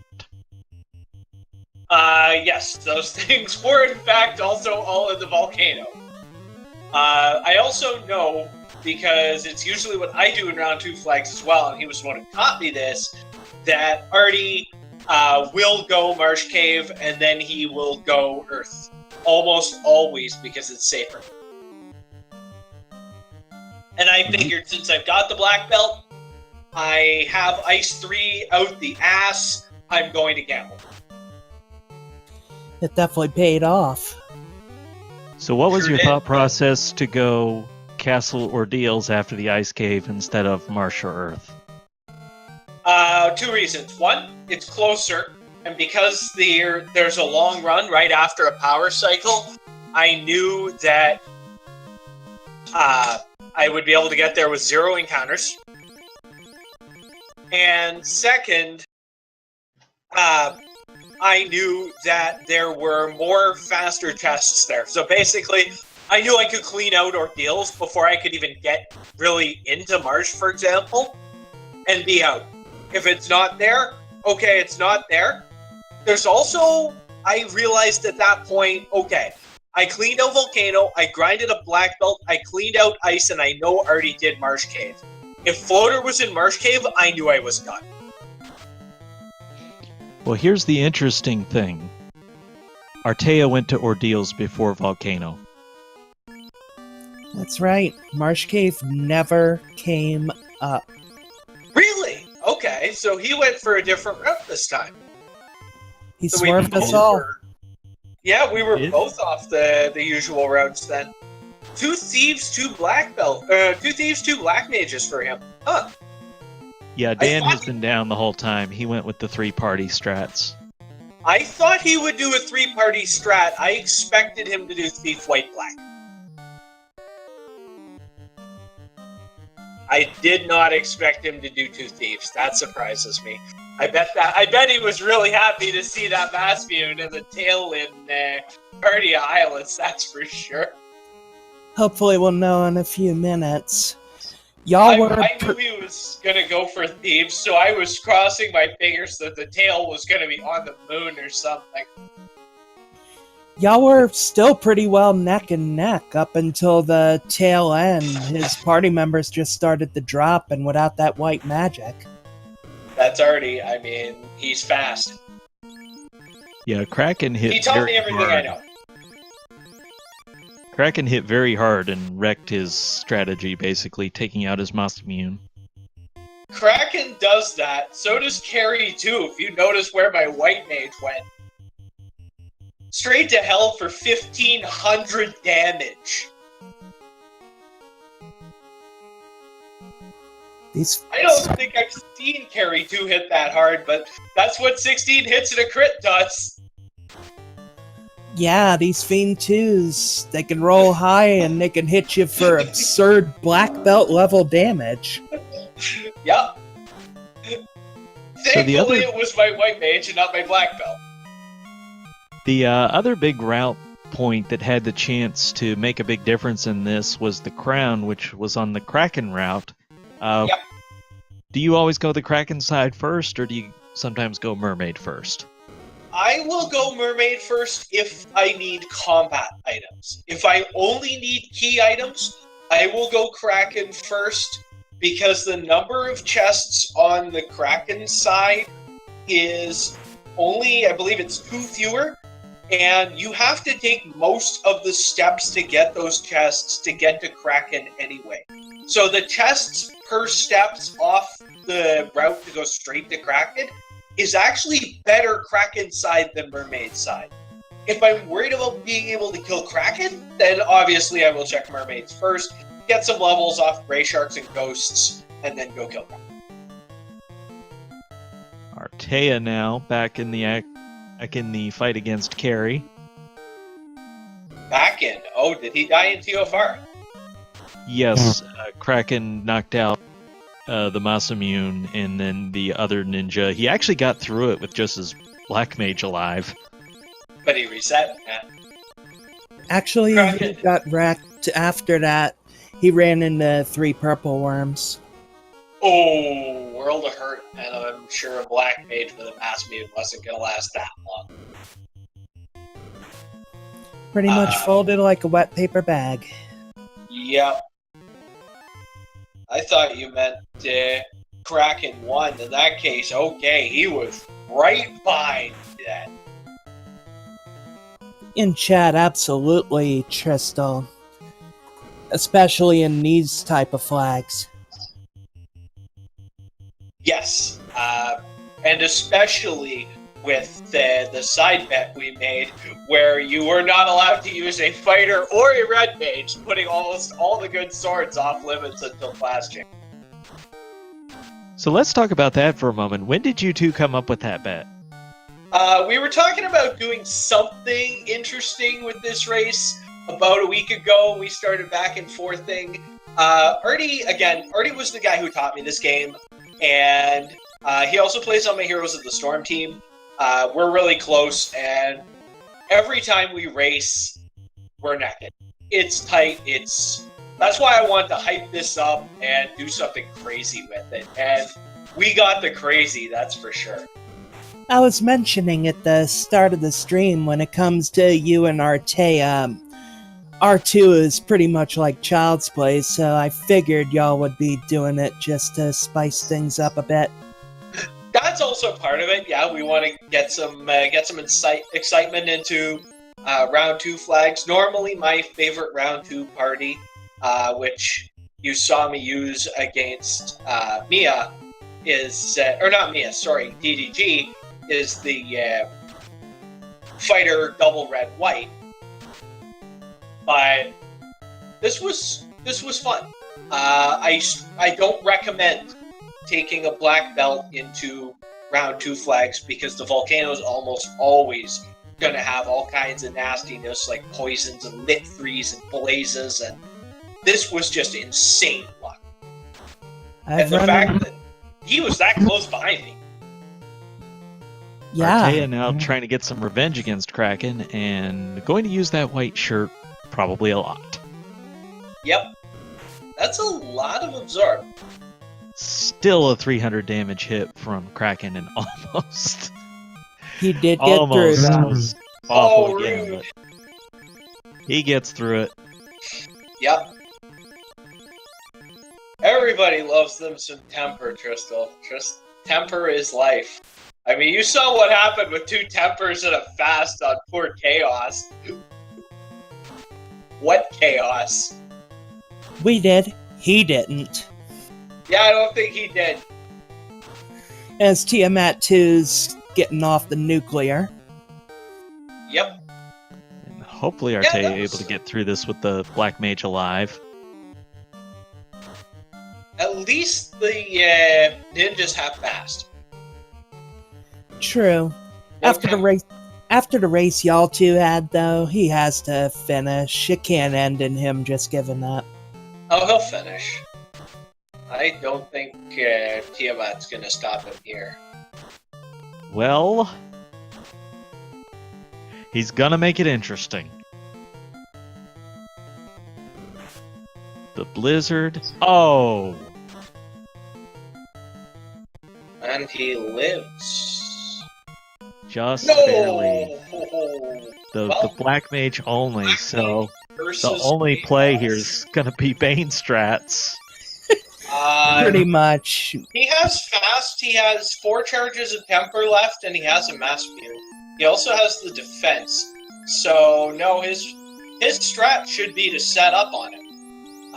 The question is, will the nuke on turn 1 kill him? Or will the fact that Chaos has quite the potent fight be what takes him down? No pro cape, it looks like. The only pro cape I found was the ice cave, and I left it there. Screw that. Resets faster than cast and exit. He doesn't necessarily need saber charges because he moved the power gauntlet over. This is true. But it looked like he had 3 fast charges and up to 5 temper charges. Yeah, power bump will do him better than that temper. Let's see if he can get through these airs. Unfortunately, no nukes left. He did look. Why is he gonna have to melee these down one at a time? I think now that he's got his... Oh, he is going for it.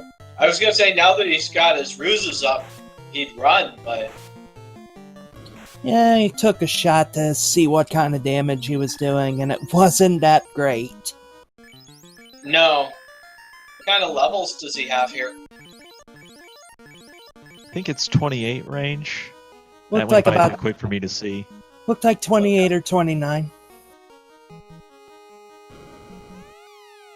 Well, Here we go see into the IRC that apparently Artea didn't have a good event here against Chaos. Well, let's see what happens. Is it the nuke or the whackety smack? It was the nuke. nuke.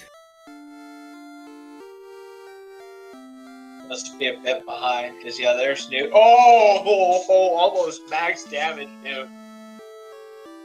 Hello and goodbye.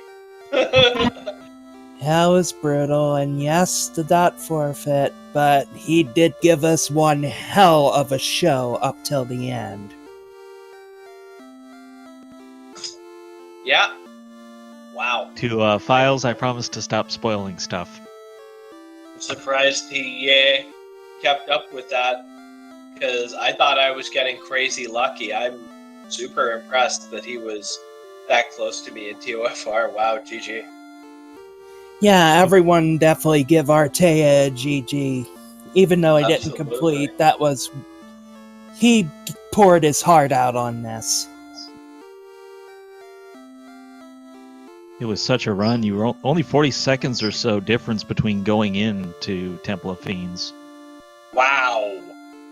I mean, I guess given what I brought, that's okay. Because going in even and having a black belt, I guess that's okay. There were a few small things along the route where you were picking up also. For example, you didn't have to pick up low-level spells on any of your characters once you class changed, so you didn't have to make those stops.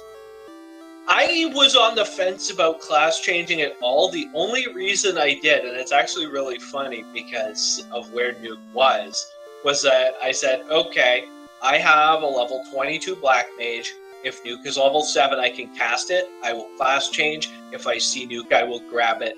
Sad face, it was in Gaia level 7, and I ran right past it before I found class change.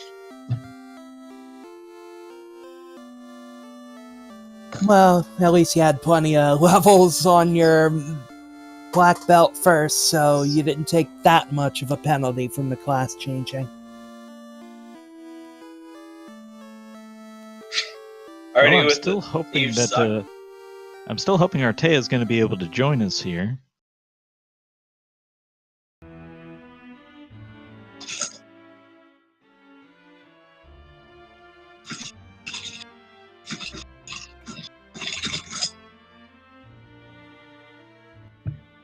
The two of you said before the race that you wanted to have an exciting one. I think you have very much delivered on that promise. Thank you very much. My time arson horse was 130 flat. Yeah, according to IRC, there was an SRL time of 1 hour, 30 minutes, 4 seconds.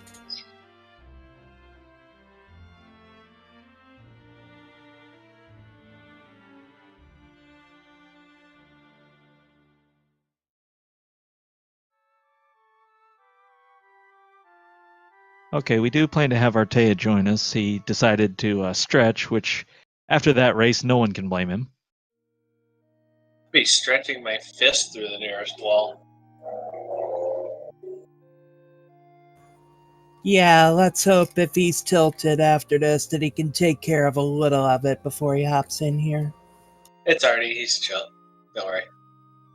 No Warmechs in this fight. Do you normally fight them if you run into them in a randomizer race, or do you just bypass them? I will run from Warmech. The only thing I will absolutely stop and kill are Kairos.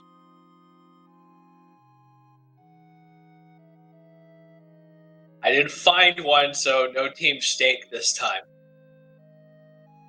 So you were both thinking the same thing, because Artea did go after the Tyros. What has he got on his screen he actually here? stopped to kill one. Thieves suck on this screen, which they really do.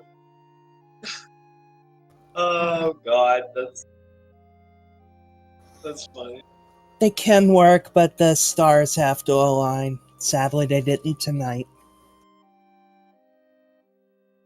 I wonder if the two of you have started a trend tonight where we'll see some races from time to time with banned classes.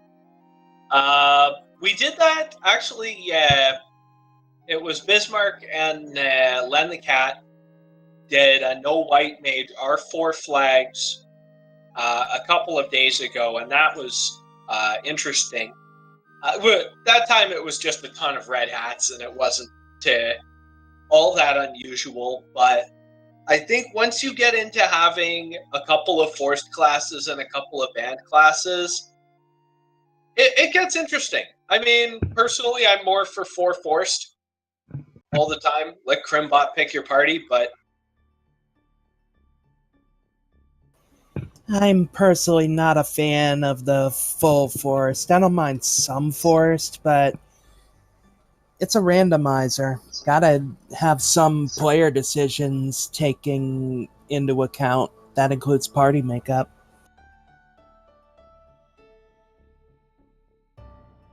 yep, I do agree with that. I do like flag sets where you can have party decision making as well. The big reason I don't like it right now, just the way the randomizer is balanced and set up, is that there are a lot of flags, a lot of seeds like this one that go, I have a black belt, I win. And I was not racing super well. I think from what you're telling me of already keeping up, I suspect his movement was better, his menuing was better. I was misstepping all over the place. My menuing was slower than usual in this race. I won because this seed gave it to me. I have a black belt, I win. And we have Artea with us now. Hey, Artie. GG's, mate. I was mind blown when I tuned in to see where you were after I finished, and I'm like, wait, he's running up to Tiamat? Well, GG's to both of you, definitely. You gave us, as chat's saying, a very great race. Yeah. Yeah, for sure. So, Artea, you made the call to do really early ordeals. What was bringing that on? I had a light axe. That was pretty much it. It was ordeals is a quick clear. I've got a light axe. I've got warp, and I mean anywhere I go is gonna have a shed load of casters anyway. So I might as well go to the fastest clear. Didn't go so well, but yeah, bounce back eventually. What What smoked you in ordeals? I didn't run into anything deadly per se, although the 2 ribbons helped. I ran into a double pack of zombie dragons, and I couldn't kill them before they whacked me to death. Oh, yeah, that would do it. Yeah, Purity exited before running into that fight. And even then, he had the level advantage by that point. Yeah, there was a big difference in the times you went to ordeals. Artea, you went before Volcano. Purity didn't go till after. Yeah, I did volcanoes and grinded up a black belt. I mostly did that because I found the ribbon in Dwarf Cave. As soon as I found that ribbon, I knew what my route was going to be. Oh yeah, having all the free gear from Volcano would do it. Yeah, Volcano first, coming out of there with a level 34 black belt and all that stuff. I mean, to me, I'm actually surprised you didn't go Volcano first. I mean, with all the casters, yes, but the clear was pretty free when you have that much Ice 3. Yeah, I hadn't actually checked Elfland at that point, so I just went there when I checked Elfland at the same time. Oh, you went... Okay, I see what you did then. Ah, that's an interesting route. I like it.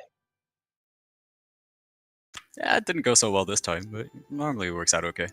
Other than your TOFR, I mean, you were actually really close to catching me there when you got into Tiamat, but like your screen says, thieves suck. Yes, they do.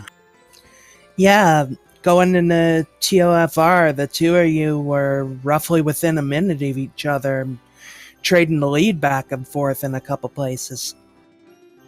Oh, that must have been fun to watch. Yeah, I was really tempted to not grind, actually, when I saw how much HP and how hard Agamas hit, and I had a Mass Mune. I'm like, all right, do I just want to go level 25 Black Belt with a Mass Mune, or do I want to do this? I don't actually think that was the right decision. I think going was the right play.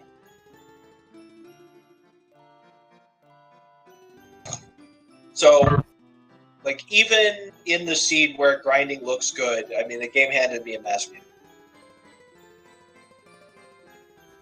There were plenty of points. Even after that, it could have gone either way. All it would have took was the wrong encounter. Yeah, so I know, like getting rubbed through a ribbon twice. Or the images. Those images in Earth Cave, I encountered, 6 of them? And they decided not to death touch me, thankfully, and then the 2-pack was like, I'm gonna kill both your black mages, okay? A couple of housekeeping items I want to get to here real quick. First of all, I want to say a big thank you to Edge, who was our tracker tonight, and probably feels like he has a lot in common right now with Dan, the Black Mage, because he is a bit under the weather. Was originally going to do commentary tonight, didn't feel up for it, but still did a great job for us doing the tracking tonight. He's scheduled to race tomorrow night at 9 o'clock. I forgot to write down which channel that's on, but we do have a match currently scheduled for 9, and hope he's feeling a lot better then. And thank you, Feasel, for hosting us on Speed Gaming. That match looks like it's going to be 9 p.m. Eastern on Speed Gaming, so yeah.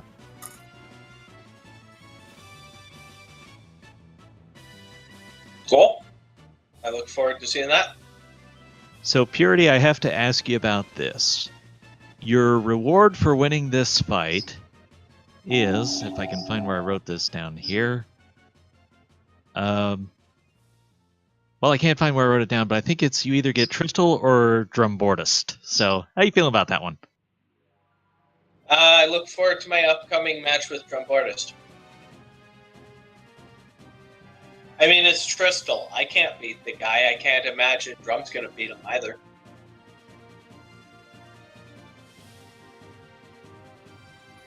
To be honest, after racing today against Artea a couple times, I was almost thinking the same thing about this matchup, but of course, gotta be impartial announcing.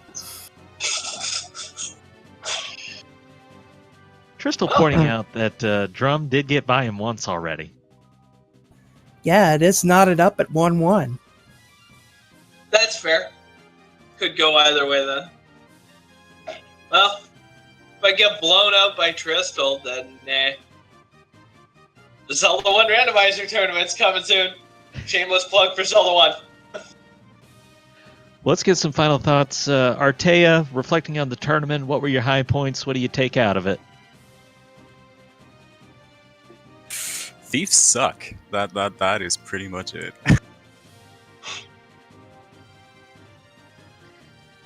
Purity, any final thoughts on the match and on the tournament? I think you pretty much got through all my thoughts as we went along here. GG to Artie.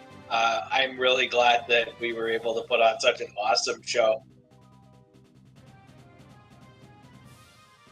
Yeah, for sure. I'm assuming everybody was privy to our little side bet. Yeah, I made sure to tell the commentators. Yeah, we were mentioning that all night.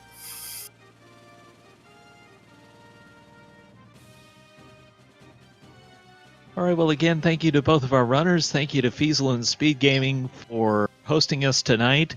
There's a lot more of the tournament ahead. Best place to keep up with everything is via the Discord, which I'm sure Czar will have the link for anytime now in chat.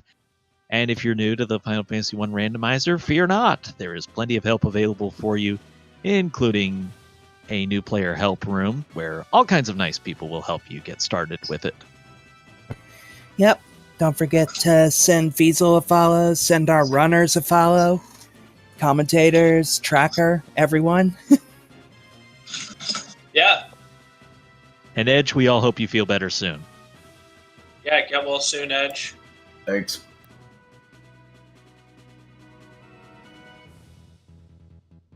And thank you to all of us who viewed the matchup tonight. Hope you had as much fun as Terralyn and I did. And wish you all a good night. Good night, everybody. Peace, y'all.